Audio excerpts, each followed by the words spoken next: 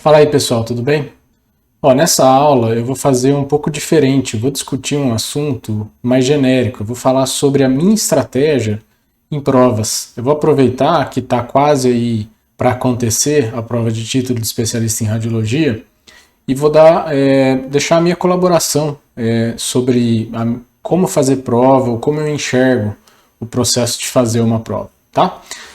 Antes disso, pessoal, eu vou dizer aí um pouquinho do meu histórico, por que eu estou deixando essa aula aí à disposição. Quando eu fui fazer vestibular lá no terceiro colegial, eu prestei e não passei, fiquei por muito pouco, por aproximadamente 1 ponto, se eu não me engano. E aí, com isso, eu fiquei bem triste, né? E fui fazer um ano de cursinho. E essa, pessoal, foi uma das maiores experiências da minha vida, porque nesse ano de cursinho eu lembro que eu cresci muito, eu aprendi muito, não só conteúdo teórico, né, a matéria da prova em si, mas eu aprendi várias dessas coisas que eu vou falar aqui nessa aula. E aí, depois desse um ano de cursinho, eu fui extremamente bem sucedido e fui aprovado nos principais vestibulares que eu prestei. E depois, na prova de residência, né, já na faculdade para prestar a residência, eu utilizei essas mesmas coisas que eu aprendi e aí fui de novo aprovado. Dessa vez fui o primeiro lugar na minha residência, tá? Então, eu começo essa aula aí com um questionamento, que é esse aqui, ó. Conhecimento teórico, quanto que vocês acham que representa para ser aprovado numa prova, né? Vai ter pessoas que vão achar que 100% que você só precisa de conhecimento teórico para passar numa prova. E aí eu deixei propositalmente aí várias porcentagens nas alternativas. É claro que isso não tem uma resposta certa, tem o que você considera certo. E o que eu considero o mais certo nesse quesito aí, pessoal, é isso aqui, ó. Cerca de 60 a 70% do processo, ou de ser aprovado numa prova, representa você saber a matéria. Tá, e aí isso deixa um grande vácuo aí, né? E esses outros 30 a 40%, o que que significa? O que que, na minha opinião, representa? Representa isso aqui, pessoal, representa preparação e representa uma boa estratégia para fazer prova, tá? E é disso que eu vou falar nessa aula, tá bom? No quesito especialmente de preparação, pessoal, a gente tem duas coisas, que é realmente digerir, aprender o conteúdo teórico que cai naquela prova, mas eu acho que tem uma outra coisa que é muito importante que eu coloco aí, eu chamo de aprender quais são as regras do jogo que você vai jogar. A prova, no final das contas, ela é, né, entre aspas, aí, um jogo, e você precisa estar ciente de quais são as regras desse jogo. E isso eu considero bastante importante e vou tentar transmitir essa mensagem aí para vocês. Então vejam lá, do ponto de vista de conteúdo teórico, pessoal, eu me vejo, ou eu me vi, né, em algum momento da minha vida, diante dessa bifurcação aqui, ó, que são duas coisas, na minha opinião, muito, mas muito diferentes. Uma delas é você estudar para o que eu chamo aí de para a vida, que é para você se tornar, no meu caso, médico, para você se tornar um bom profissional. E, pessoal, isso não necessariamente significa a mesma coisa do que de estudar para a prova. Então, existe uma noção, um senso razoavelmente comum de que se você estudar para se tornar um bom profissional, no meu caso, para estudar para me tornar um bom médico, isso automaticamente vai fazer com que eu passe nas provas que eu venha a me inscrever ou nas provas que eu almejo passar. E isso, na minha opinião, ela é uma inverdade, porque são dois estudos bem diferentes. É claro que o estudar para a vida, ele de fato colabora um pouco para a prova, né? Só que o estudar para a prova, ele é um negócio muito mais focado, muito mais objetivo, conhecendo quais são as regras do jogo, e é isso que eu vou mostrar para vocês. Então, vamos pegar primeiro esse caminho aqui da estrada e entender o que que eu entendo, ou vamos deixar claro o que que eu entendo como estudar para a vida. Então, estudar para a vida, pessoal, na minha opinião, lá são digerir, né, os principais livros, textos aí da minha especialidade. Eu lembro aí de ter passado um bom tempo digerindo cada um desses livros que eu vou mostrar aqui para vocês, de anatomia, de patologia. Quem é da área aí com certeza também passou um bom tempo debruçado nesses livros lá, o Guyton de fisiologia, o Tratado de Clínica Média, o Cécio, né? E aí também até os livros de cirurgia, o mais comum deles, aí, o mais famoso é o Sabiston. Então, isso para mim é uma etapa importante do se formar um bom médico, né? Estudar para a vida. Isso aqui vai te dar conhecimento para você ser médico ao longo da sua vida. Mas, obviamente, não é só de digerir livros que o médico se forma. Ele, obviamente, vai passar um bom tempo da vida em discussões clínicas, virando aí, entre aspas, um rato de hospital, né? Idealmente a gente deve fazer isso, ficar o maior tempo possível no hospital, aprender com os preceptores, aprender com discussões clínicas, aprender com os pacientes, né? Então isso aqui, pessoal, na minha concepção, significa estudar para a vida. E é óbvio que a gente pode fazer as devidas adaptações para cada uma das profissões, aí, seja advogado, engenheiro, ou qualquer outra que você possa pensar aí. Vai sempre existir um estudar para a vida versus um estudar para a prova. Tá? Então, qual o objetivo, pessoal, desse caminho da estrada? O objetivo desse caminho da estrada é se tornar um bom profissional. Isso é a minha visão. Se a gente agora for para o outro lado da estrada, o que tem desse lado? Tem lá, como eu disse, estudar para a prova, que na minha opinião é um negócio completamente diferente de estudar para a vida, né, para você se tornar um bom profissional. E o estudar para a prova, pessoal, ele, na minha opinião, deve ser muito embasado nisso aqui, ó. Então, o que eu trago aqui? Né? Eu não vou trazer nome de nenhum desses cursos aí, mas é utilizar o famoso material didático, né? E, pessoal, o que é um material didático, na verdade, né? E como ele se diferencia, por exemplo, daqueles livros que eu mostrei anteriormente? Material didático, pessoal, trocando em miúdos, ele vai ser aquele material que vai te dar isso aqui, ó, o caminho das pedras. Ele vai te dizer por onde ir, né? E a gente tem que lembrar que o material didático, geralmente ele é feito por alguém que sentou e destrinchou o objetivo para o qual aquele material se propõe. Ou seja, se você quer passar numa prova, é ideal você arrumar um material didático que seja feito para aquela prova. Porque vai ter alguém lá que vai ter sentado e vai ter digerido aquela prova no sentido de extrair nos últimos 5, 10, quantos anos for possível, extrair quais são os assuntos que mais são cobrados, como eles são cobrados, qual é o teor de perguntas, como essas perguntas são feitas, né? Isso que eu digo aí, então, de fazer a estatística da prova. Além da estatística, fazer, entre aspas, aí, a epidemiologia da prova, né? Que é para falar quais são os assuntos que mais são cobrados. Aquela banca examinadora gosta mais disso, gosta menos aquilo. E aí, obviamente, se você estiver estudando para uma prova, você vai querer estudar melhor para aqueles conteúdos que são mais cobrados para aquela banca. Tá? Então, lembrando ainda, pessoal, que o material didático ele usualmente é feito por alguém, por uma instituição, por uma empresa, e obviamente ela vai ter objetivo de lucrar com isso. E ok, tá tudo certo, vai ser algo que vai gerar valor na sua vida e, portanto, você troca isso na forma de valor monetário. Tá? Então, pessoal, existe uma grande diferença, uma diferença brutal entre o que é um material didático e o que são aí os livros textos, né, que a gente usa para se formar lá, como eu disse, para se formar um bom profissional. Quais são as principais diferenças? Nesse grupo aqui, pessoal, alguém sentou e fez um material com o objetivo de auxiliar você a passar naquela prova. Então ele reduziu o leque, ele tentou ser extremamente didático e extremamente assertivo nos assuntos que mais caem e digeriu isso de uma maneira bastante educativa. E aqui, pessoal, não tem nada errado com estudar por isso aqui. Isso aqui é excelente, são livros são clássicos, né? São bíblias, né? Da literatura aí de cada uma das áreas de conhecimento. Só que aqui, pessoal, o objetivo é completamente diferente. O objetivo aqui é colocar numa publicação, num livro, a maior quantidade possível de informações de todas as, no caso da medicina, de todas as doenças, de todas as patologias, e fazer isso de uma maneira extensa e bastante detalhada. Então percebam a diferença brutal que existe. Então se eu quero me tornar um bom profissional, eu vou buscar essa fonte. Se eu quero passar numa prova, eu obviamente vou buscar além daquela ali, porque eu quero também me tornar um bom profissional, mas especificamente para passar numa prova, eu vou buscar essa fonte aqui. E, como eu disse, então, se eu estou estudando para a prova, o meu objetivo nesse caminho da estrada, aí, nesse rumo, vai ser passar em prova. Tá? Então, eu acho muito importante a gente ter esses conceitos bem definidos na nossa cabeça. às vezes eu vejo uma boa parte dos meus colegas aí, residentes, confundindo, né? Então eu gosto muito de dividir nessa bifurcação aí os processos de estudar para a prova e estudar para a vida. Na preparação, pessoal, como eu disse, além de saber o conteúdo teórico, eu acho que é fundamental a gente conhecer as regras do jogo que você vai jogar, as regras da prova que você vai prestar. Então, o que inclui, o que eu acho fundamental conhecer? É fundamental saber que prova que você vai prestar, o que costuma cair, como ela é, né? Como essa prova é, né?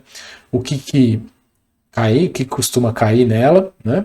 E aí é fundamental isso aqui também, a gente fazer um levantamento, né? O que caiu nas últimas provas, arrume provas. E assim, eu não estou fazendo apologia aqui que você tem que usar material didático, não. Se você quiser não usar material didático, dá para você fazer isso na unha. Você pode fazer aquilo lá que eu disse que uma empresa ou alguém sentou e fez. Faça a epidemiologia, veja, arrume provas anteriores, veja o que cai, né? Faça você o trabalho de, se você quiser, veja qual é a epidemiologia, quais são os assuntos hot topics daquela prova, né? Faça a estatística, tabele, veja o que mais cai e é para você direcionar o seu estudo para esses assuntos, né? Obviamente, se você não quiser e quiser delegar isso, existem inúmeros materiais aí, né? Seja para qualquer área do conhecimento, você consegue hoje na internet, curso físico, qualquer coisa, você vai achar. Se existe uma prova e essa prova tem relevância, com certeza vai ter uma empresa objetivando lucrar com isso, fornecendo conhecimento específico para essa prova e tá, como eu disse, tudo bem, tá ok. Você pode usar ou não, mas veja que isso é fundamental e eu considero isso muito importante você fazer essa triagem e entender qual é o processo seletivo que você vai prestar. Tem um negócio que é fundamental, na minha visão, que é você simular, pessoal. Então é fundamental arrumar a prova antiga, arrumar simulado e testar. Testar. Estuda, testa, vê como é que você vai. Estuda, testa, vê como é que você pode melhorar. Isso eu considerava e considero fundamental. Nesse sentido, pessoal, tem um cara que é muito seu amigo, que geralmente o pessoal tem um pouco de desgosto dele, às vezes ignora ele, que é o edital do concurso que você vai prestar. Eu não estou falando que você tem que decorar o edital, mas você tem que extrair dele informações que vão te auxiliar no seu processo de preparação. E dentre as informações, as que eu considerava e considero até hoje as mais importantes, do ponto de vista de até me acalmar ou de eu poder trabalhar isso na minha mente, são essas aqui. Ó. A primeira delas é, quantas vagas tem nesse processo seletivo que você quer prestar? São 10? São 20? É uma só? São 100? Tá? Isso muda como você vai se preparar. Qual é a relação candidato-vaga, se possível, né? Mas no final das contas, qual a quantidade de vagas? E uma outra informação importantíssima, o que eu preciso fazer? Você tem que ter muito claro na sua cabeça para você o que você precisa fazer para passar. Então, qual é o percentual mínimo que eu tenho que acertar? Tem uma fase, tem duas fases? Quais são as regras? E eu lembro, pessoal, especificamente no vestibular de medicina, né, da FUVEST especificamente, foi o que eu fui, dentre os que eu fui aprovado, o que eu escolhi fazer, que é a USP de Ribeirão, eu lembro muito bem que eu extraí essas informações e eu vivia com isso aqui na minha cabeça. A USP de Ribeirão, na época que eu prestei, eram 100 vagas na admissão. E eu lembro, pessoal, e eu gostava muito de pensar isso, que eu não queria ser o primeiro, eu não preciso ser o primeiro, eu preciso estar dentre esses 100 aprovados. Se eu fosse o primeiro ou se eu fosse o 100º, eu ia estar tão feliz quanto, tá? Então, extrai essas informações do edital, trabalhe isso na sua cabeça de modo que você consiga ter algum grau de conforto para ir se preparando e que isso vá aumentando a sua confiança ao longo do processo, tá? Então, vou voltar mais uma vez nesse assunto porque eu acho que é fundamental e não existe você se preparar para uma prova sem fazer simulados direcionados para essa prova. Não existe, tá? O simulado, ele serve para você, como o próprio nome diz, simular, aí você avaliar o resultado, não adianta nada você fazer um simulado e não saber quanto você fez, como você fez, o que você errou, por que você errou, né? Então, você faz o simulado, você avalia a sua performance, você vê o que você pode otimizar. E você repete esse processo N vezes ao longo da preparação, associado à digestão do conteúdo teórico, aí, idealmente com um material didático. não existe ainda, pessoal, assim, não tem como você fazer uma prova sem você ter preparo psicológico. Quantas pessoas que eu conheci ao longo principalmente no ano de cursinho, que eram assim, uns leões ao longo do ano, fazendo simulados, mas na hora do vamos ver, na hora que a prova estava valendo mesmo, a pessoa ela acabava não tendo controle emocional suficiente e jogava lá, às vezes, um ano de preparo fora, porque ficava nervoso demais e não conseguia desempenhar aquilo que ele vinha desempenhando até ao longo do ano. Então, se conheça, pessoal. É fundamental você se conhecer para saber se você chega na hora da prova, você fica nervoso demais, se você consegue segurar a bronca, se você consegue desempenhar aquilo que você veio fazendo ao longo da preparação. E se você não conseguir, tudo bem, isso é normal, faz parte do jogo, mas você precisa saber disso para que você possa, primeiro, otimizar por você, e se você não estiver conseguindo otimizar sozinho, obviamente tem inúmeros profissionais que podem te ajudar nesse contexto, tá? Então, fundamental, duas coisas, na minha opinião, numa preparação: simulados e se conhecer, principalmente no aspecto psicológico. Dito isso, pessoal, entra a segunda parte aí que eu considero importante, que é ter uma estratégia, né? Ter uma estratégia no pré-prova, durante a preparação, ter uma estratégia no dia da prova, no intra-prova, né? Ao fazer a prova, eu acho fundamental. E eu vejo, às vezes eu converso com colegas residentes, principalmente, e eles não têm esse tipo de estratégia. E eu quero deixar aqui a minha colaboração nesse sentido, tá? Então, na pré-prova, pessoal, o que eu fazia, né, e gostava muito, isso de me ajudar? Né? Primeiro, eu definia. Então, eu sentava lá, via, sei lá, eu tenho, vamos dar um exemplo aqui, 60, 50 apostilas que eu tenho que digerir ao longo do ano. Ok, eu ia lá, definia isso, e aí eu estabelecia metas. Então, eu contava lá, se são 50 apostilas, elas vão ter X páginas, e para eu dar conta de me preparar, eu preciso digerir tantas páginas por dia. Eu definia isso, escrevia, né, por escrito. Ou, sei lá, quantos capítulos por semana, enfim, faça do jeito como você preferir, mas defina o conteúdo a ser estudado e estabeleça metas que você possa mensurar elas objetivamente. Além disso, pessoal, vou falar mais uma vez, programe simulados ao longo da preparação. Não adianta fazer um simulado sei lá, uma semana antes da prova. Não é assim que você usa o simulado a seu favor. Programe vários simulados ao longo do processo de estudo, da digestão do conteúdo teórico, para você poder ir vendo a sua evolução. Inclusive, eu gosto muito de programar um simulado logo no começo, para eu saber o meu basal, para saber de onde eu parti, para saber como eu vou evoluindo e como eu devo ir evoluindo ao longo do processo. Tá? Não existe também, na minha visão, pessoal, você se preparar para um processo seletivo, né? Vamos supor que você leve um ano lá se preparando para o vestibular, e você começa em janeiro, o vestibular é em dezembro, e você vai de janeiro a dezembro estudando conteúdo e não faz nenhum tipo de revisão. Então, na minha opinião, e eu sempre fiz isso, eu sempre incluí uma revisão dos conteúdos. De modo que, tipo assim, se você tem, vamos supor, 3 meses para estudar para uma prova, então eu definia essas metas aqui de modo que eu usasse 2 meses e meio estudando o conteúdo e deixasse meio mês ali, 2 semanas para revisar o conteúdo. Então isso eu adaptava, se fosse para 1 ano, se fosse para 6 meses, enfim. Mas a mensagem aqui é fundamental fazer uma revisão dos conteúdos, tá? Porque aqueles primeiros conteúdos que você estudou, obviamente eles vão ficando cada vez mais esquecidos. No pré-prova ainda, pessoal, tem uma coisa que eu acho muito importante, que é a semaninha ali, os dias anteriores da prova, né? Então, usualmente provas, principalmente provas importantes, mesmo prova de título, prova de vestibular, costuma ser no domingo, né? Ou domingo de manhã, ou geralmente domingo à tarde, ou sei lá, sábado, mas que seja. O que eu fazia? Sempre fazia, pessoal. Para de estudar na sexta. Eu parava de estudar. Não adianta ficar que nem um louco um dia antes ou no dia da prova querendo digerir material, lendo, esqueci aquilo, esqueci. Isso só te deixa, ou só me deixava mais estressado. Então eu parava, eu ia até mais ou menos a quinta ou a sexta tarde, e aí, pessoal, eu tirava a sexta noite e o sábado o dia inteiro para esquecer da prova, relaxar, tá? Esquecer da prova, relaxar, fazer coisas que me façam bem, ir no cinema, sei lá, fazer atividade física, coisas que funcionem para você, tá? Com o intuito de chegar bem, né? Coisas que me deixam feliz, coisas que me deixam tranquilos, com o intuito disso aqui, pessoal, chegar bem na prova. Isso faz muita diferença, tá? Não adianta você chegar na prova estressado, puto da vida.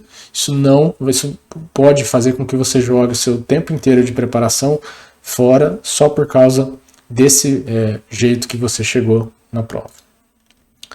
Na prova, pessoal, no intraday ali, no dia da prova, tem coisas que eu considero muito, muito, muito importantes também, que eu vou listar aqui a partir de agora.